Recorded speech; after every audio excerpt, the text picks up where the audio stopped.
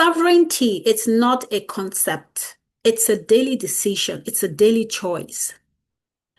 Some weeks ago, I had to make a decision that the old me would have avoided.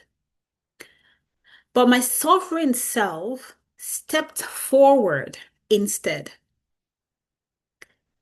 Instead of taking the harsh feedback, the critical feedback in and mull over it and boil the ocean, I decided to be curious, to understand what's the perspective that these people have, what's the reasoning, what's the rationale, where they're coming from.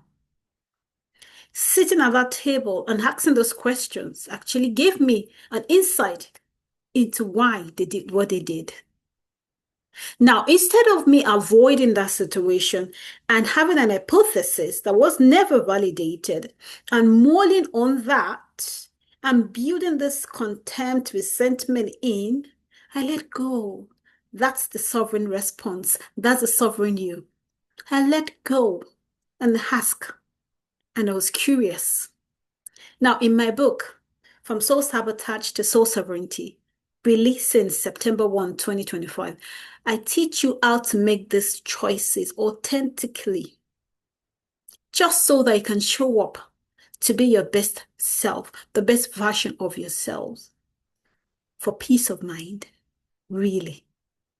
Tell me, have you shown up recently in your sovereign self?